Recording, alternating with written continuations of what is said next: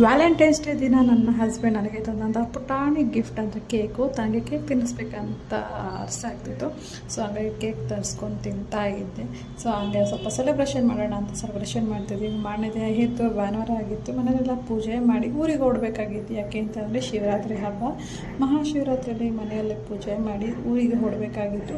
ಯಾಕೆ ಅಂತಂದರೆ ನಮ್ಮ ತೋಟದಲ್ಲಿ ಸ್ವಲ್ಪ ನಾಗರಿಕಲ್ಲಿದೆ, ಅದಕ್ಕೆ ಹೋಗಿ ಪೂಜೆ ಮಾಡಬೇಕಾಗಿತ್ತು, ಅನ್ನದಾನ ಮಾಡಬೇಕಾಗಿತ್ತು. ಹಾಗಾಗಿ ಬೇಗ ಬೇಗ ಕ್ವಿಕ್ಕಾಗಿ ಎದ್ದು ರೆಡಿಯಾಗಿ ಊರಿಗೆ ಕೂಡ ಹೊರಟ್ವಿ. ತುಂಬಾ ಚಳಿ, ತುಂಬ ಗಾಳಿ, ಹಾಗೆ ತುಂಬ ಲೈಟಾಗಿ ಬಿಸಿಲು ಅಂತಲೇ ಹೇಳ್ಬೋದು. ಯಾರ್ಯಾರೆಲ್ಲ ಶಿವರಾತ್ರಿ ಯಾವ ಥರ ಸೆಲೆಬ್ರೇಷನ್ ಮಾಡ್ತೀರಾ ಅಂತ ಹೇಳಿ ಮಹಾಶಿವರಾತ್ರಿ ಹಬ್ಬದ ಆರ್ಥಿಕ ಶುಭಾಶಯಗಳು ಎಲ್ಲರಿಗೂ. ಹಾಗೆ ಯಡಿಯೂರಿಗೆ ಬಂದು ಸ್ವಲ್ಪ ಐಟಮ್ಸ್ ಎಲ್ಲ ತೊಗೋಬೇಕಾಗಿತ್ತು. ಐಟಮ್ಸ್ ಎಲ್ಲ ತೊಗೊಂಡು ಕೂಡ ಬೇಗ ಬೇಗ ಊರಿಗೆ ಹೊರಡೋಣ ಅನ್ನೋ ಅಷ್ಟರಲ್ಲೇ ಆಗಲಿ 10 ಕಾಲಾಗೋಗಿತ್ತು ನಾವು ಊರಿಗೆ ಹೋಗೋ ಅಷ್ಟರಲ್ಲಿ. ಯಾರ್ಯಾರೆಲ್ಲ ಯಾವ್ಯಾವ ಥರ ಮಹಾಶಿವರಾತ್ರಿನ ಆಚರಣೆ ಮಾಡ್ತೀರಾ ಅಂತ ಕಮೆಂಟ್ ಸೆಕ್ಷನಲ್ಲಿ ಕಮೆಂಟ್ ಮಾಡಿ, ನನಗೂ ಕೂಡ ಗೊತ್ತಾಗುತ್ತೆ. ಹಾಗೆ ರೀಚ್ ಆದ್ವಿ. ಆಗ ನಮ್ಮ ಮನೆಗೆ ಇದೇ ನೋಡಿ ನಮ್ಮ ಪುಟ್ಟ ಮನೆ, ಚೊಕ್ಕ ಮನೆ, ನಮ್ಮ